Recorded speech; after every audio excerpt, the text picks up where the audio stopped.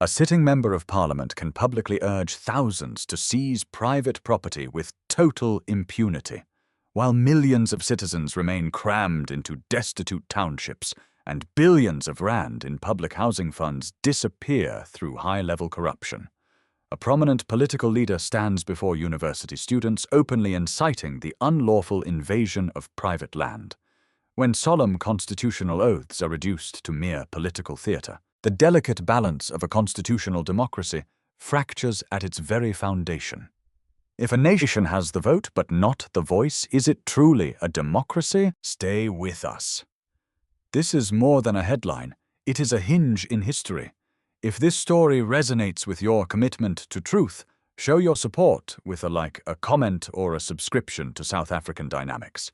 It keeps these critical investigative narratives alive. Across South Africa, where democratic promises are perpetually tested by populist ambition, the boundary between political discourse and systemic chaos has dissolved into dangerous uncertainty. What happens when the sworn guardians of the law actively champion its destruction? In a university hall packed with eager students, Julius Malema took the podium at the University of the Witwatersrand. His rhetoric was neither ambiguous nor defensive. It was a direct call to action. Addressing young South Africans whose futures are weighed down by historic inequality, the leader of the economic freedom fighters urged his audience to march across physical and legal boundaries to occupy land owned by white individuals and institutions. He pointed directly to Alexandra, an urban township where hundreds of thousands of citizens remain crammed together in squalor, directly adjacent to vast, open tracts of property associated with historical white ownership. Instead of addressing the complex legislative frameworks required for genuine agrarian reform, the political narrative was reduced to a singular incendiary command: march, invade, and claim what is not legally yours. To understand the gravity of this incitement, one must look beyond the emotional resonance of the speech to the stark realities of post-apartheid governance. For 32 years, South Africa has been governed under a democratic constitutional system led by a political party holding a parliamentary majority. Over these 3 decades, trillions of rand have flowed through state coffers, allocated specifically to dismantle the structural legacies of spatial segregation and build formal housing for millions living in informal settlements. Yet from the overcrowded shacks of Alexandra to the sprawling squatter camps outside Stellenbosch, the promise of dignified shelter remains overwhelmingly unfulfilled. Official government oversight reports reveal that hundreds of billions of rand intended for public housing and basic infrastructure have been dissipated through systemic corruption, administrative paralysis, and fraudulent procurement schemes within municipal administrations. Rather than holding the state accountable for 3 decades of administrative failure, political rhetoric turns toward racial division and historic grievance. When addressing rural communities such as Kamandanda or observing expansive commercial farms spanning 3,000 hectares, the populist narrative portrays productive agricultural land as mere vacant space held by colonial privilege. The intricate economic machinery that feeds a nation is presented as an illegitimate barrier to human dignity. In this political calculus complex, socio-economic failure is simplified into a binary conflict. By pointing at a single farmhouse built on thousands of hectares of working agricultural land, the speaker deflects public scrutiny away from parliamentary seats and governance failures, redirecting popular frustration away from the state and toward private citizens who abide by the law. This strategy strikes directly at the heart of the constitutional compromise forged at the birth of the Republic. Every elected lawmaker takes a solemn oath to uphold the supreme law of the land, which explicitly forbids the arbitrary seizure of property and safeguards the fundamental rights of all citizens. When a lawmaker actively instructs citizens to breach the physical boundaries of private farms and urban real estate, they are not merely challenging a title deed, they are tearing down the fence that separates a constitutional state from complete anarchy. This is a deliberate test of constitutional endurance. The authority of a sovereign republic rests on a single mandate. Not law, not justice, enforcement. When the state hesitates to enforce its own statutes against political elites, the legal framework ceases to protect the vulnerable. The consequences of this failure resonate far beyond the immediate target of political speeches, threatening to undermine the economic stability of the entire nation. Yet, as thousands of impoverished citizens are encouraged to risk physical conflict and criminal prosecution by invading private property, a glaring paradox emerges beneath the revolutionary rhetoric. For while the crowds are urged to occupy fields in the name of historic justice, those issuing the directives inhabit a world defined by immense luxury, unaccountable financial networks, and elite privilege. The tension surrounding political incitement reaches its absolute climax when one examines the profound contradiction between radical rhetoric and personal luxury. While addressing impoverished crowds and condemning the global capitalist architecture as inherently evil, Julius Malema enjoys the very apex of bourgeois affluence. The political narrative of selfless struggle crumbles when confronted with the reality of an elite lifestyle sustained by public office and political patronage. While urging citizens crammed into informal shacks to break the law, the leadership of the economic freedom fighters resides in exclusive private estates in Sandton, the wealthiest financial hub on the African continent. From footwear valued at over 50,000 rand to bespoke, suits worth hundreds of thousands of rand, the visual presentation of radical socialism is contradicted by an undeniable appetite for ultra-luxury consumerism. Equipped with the latest smartphones and personal computers, driving high-end vehicles, and drawing a monthly parliamentary salary exceeding 130,000 rand, alongside compulsory tithes levied on elected party representatives, the politics of grievance has become an exceptionally profitable enterprise. Before we reveal the next chapter, which addresses the very survival of constitutional governance and the financial mechanics behind political power, I want to pause and speak directly to you. If this channel has moved you, if these investigative stories are touching something deep in your spirit, then consider becoming a member. Not for exclusive perks, but because supporting this channel directly funds independent political analysis that mainstream media refuses to air. Every membership is a vote for the mission of South African dynamics. Join us and stand with the principle that truth and accountability must always prevail. This glaring gap between political theatre and personal affluence is not merely a question of moral hypocrisy. It reflects a far more dangerous financial reality.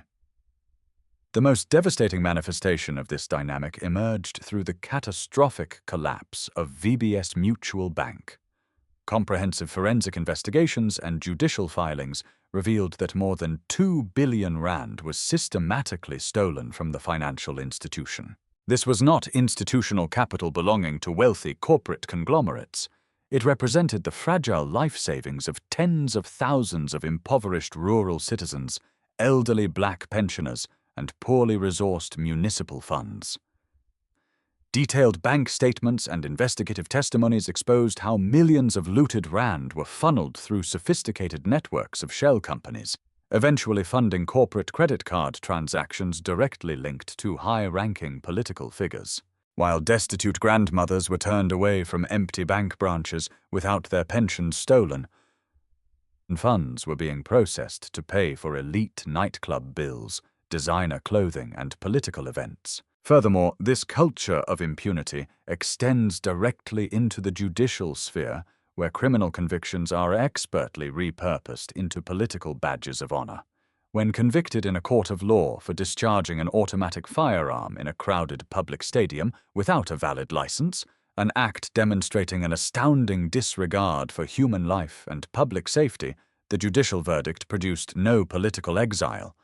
Instead, the legal proceedings were deliberately converted into a media spectacle, reinforcing the dangerous perception that high-profile political figures remain entirely immune to statutory prosecution.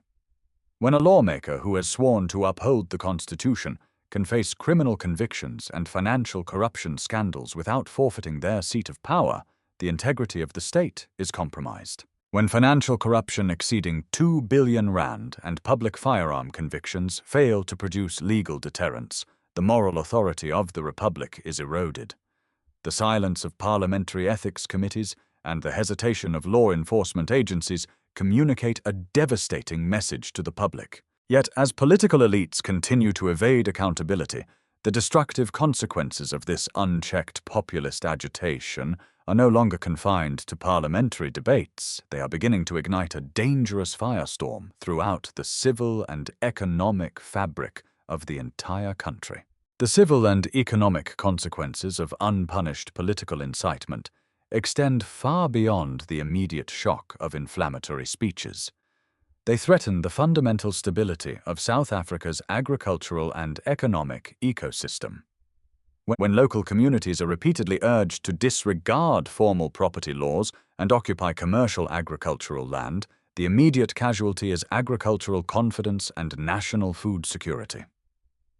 Commercial farming operations, which supply food to over 60 million citizens and generate critical export revenue, require long-term planning, substantial capital investment, and absolute security of tenure.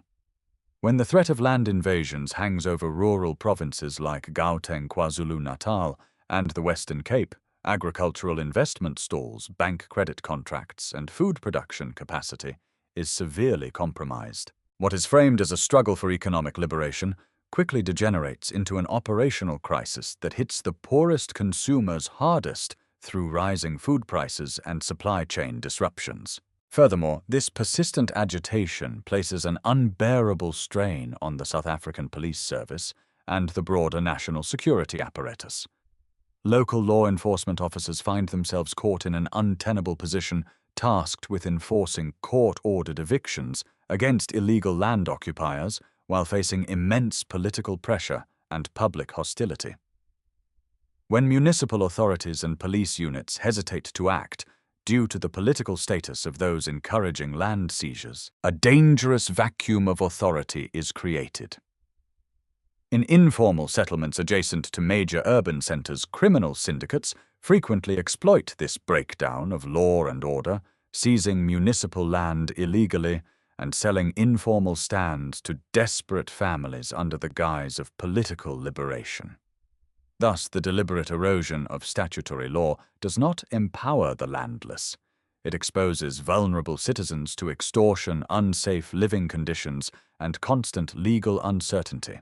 The broader societal impact of the recent Julius Malema speech demonstrates how political rhetoric can destabilize entire local government structures and dismantle civic cohesion. When elected officials choose to bypass constitutional mechanisms in favor of direct illegal action, they undermine the very democratic institutions designed to protect vulnerable citizens. Rather than fostering constructive dialogue on equitable land distribution and rural development, populist messaging creates deep racial polarization and paralyses local municipal governance. While economic data shows that over 60% of privately held equity on the Johannesburg Stock Exchange is owned by Black South Africans. South Africans' political narratives continue to promote simplistic racial fault lines to distract the public from 3 decades of municipal failure and systemic state corruption. Take a second right here to tell us where you are watching from. Type the name of your city, your land, the soil beneath your feet. And as you do know, this South African dynamic sends you not just thanks, but a blessing for strength in your hands, for pride in your heart, for light on the road ahead. The comments below become a map of connection, showing that this message reaches far beyond borders.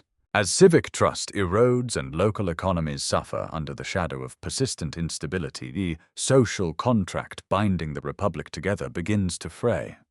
Small business owners, emerging commercial farmers, and everyday workers face an increasingly uncertain economic climate where property rights appear contingent on political expediency rather than established law.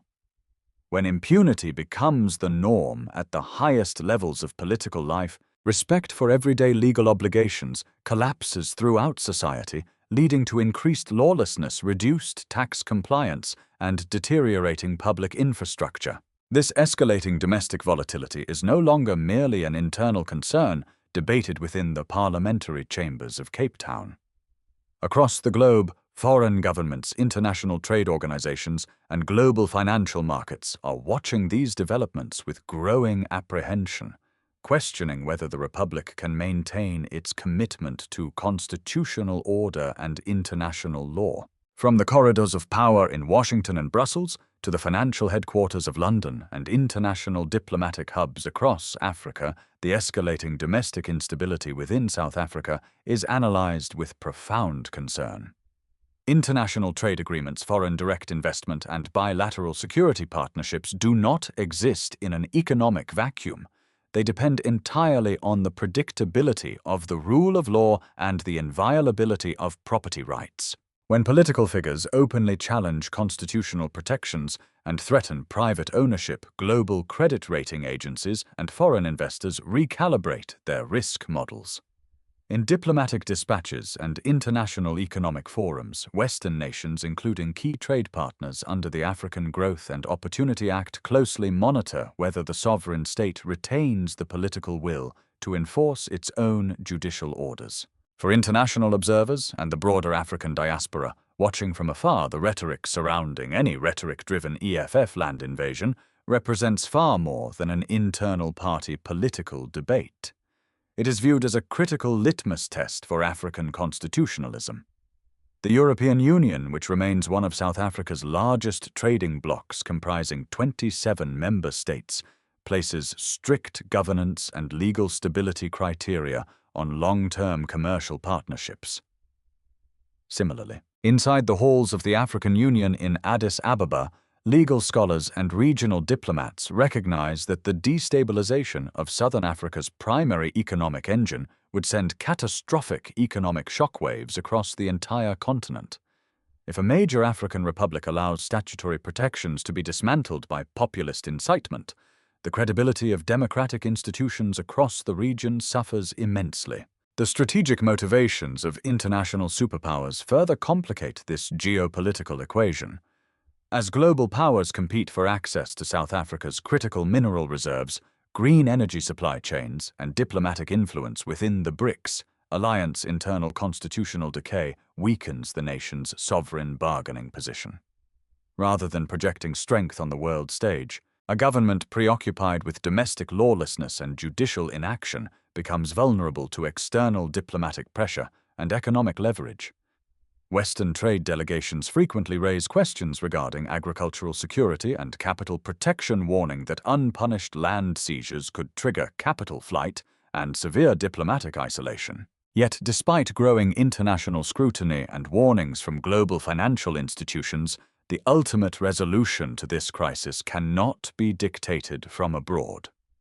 The responsibility to uphold constitutional governance, safeguard civil order, and restore public trust rests squarely within the domestic political arena, setting the stage for a dramatic confrontation over the nation's democratic future. In 2026, South Africa stands at a critical historical crossroads, governed by a fragile government of national unity that must reconcile deep economic disparities with an unyielding commitment to constitutional democracy.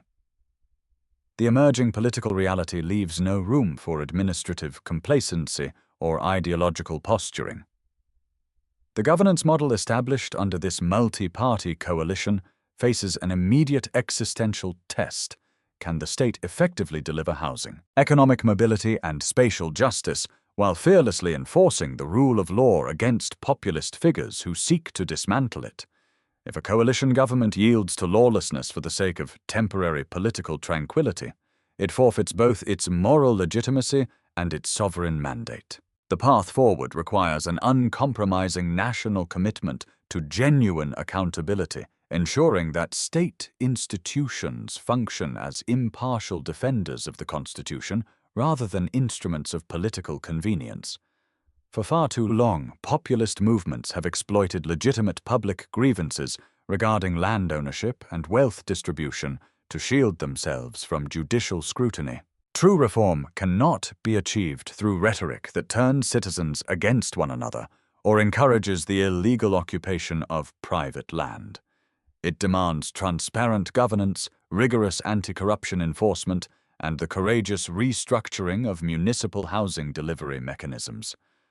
The fundamental question confronting the Republic remains sharp and inescapable.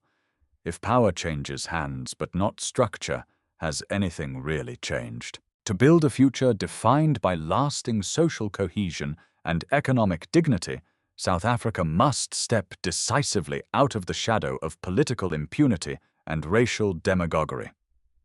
The protection of constitutional rights is not a partisan issue. It is the bedrock upon which all human dignity, economic prosperity, and national sovereignty are built. When state authorities consistently enforce statutory laws without fear or favor, they restore faith in democratic governance and reassure both domestic communities and international partners that the Republic's future is secure. As we approach the final reflection, remember, sovereignty and dignity are values preserved only through vigilance. If this analysis has given you clarity, subscribe to South African Dynamics today. Walk with us as we continue to document the unfolding destiny of Africa with unyielding truth. The choices made by the nation's leadership and its citizens in this pivotal moment will echo through generations, determining whether the constitutional promise forged decades ago survives intact. Yet as the Republic wrestles with these profound internal struggles, a definitive truth emerges regarding the true meaning of justice and the enduring strength of a sovereign people. The crisis facing South Africa is not an inevitable fate, but a profound test of its constitutional resolve. True sovereignty and lasting prosperity cannot be built on the illegal seizure of property or the dangerous promises of populist demagoguery. When a nation allows its legal principles to be eroded by inflammatory rhetoric, the promise of freedom gives way to systemic chaos. The fallout from any recent Julius Malema speech serves as a stark warning. When political ambitions are placed above statutory law, it is always the most vulnerable citizens who pay the ultimate price. The path to genuine empowerment does not lie in breaking the law, but in enforcing equal accountability across every seat of power. Beyond the political spectacle and televised controversy, the fundamental struggle for South Africa's soul remains rooted in the principle of institutional integrity. For 32 years, the promise of post-apartheid democracy was designed to guarantee that justice and dignity belonged to every citizen, regardless of race or political affiliation. Unchecked calls for an unconstitutional EFF land invasion do not resolve historical economic inequality. They destabilize the very democratic frameworks required to build real housing, foster sustainable economic growth, and protect human rights. Every citizen lawmaker and international observer must confront the stark reality highlighted by every controversial Julius Malema speech. A constitutional republic cannot survive if impunity is permitted at the highest levels of governance. As the nation navigates this critical crossroads in 2026, the ultimate question rests with the people of South Africa and the strength of their democratic institutions. Will the Republic uphold the sacred covenant of its constitution, or will it allow its future to be dictated by those who operate outside the law? The destiny of Africa's great constitutional experiment hangs in the balance.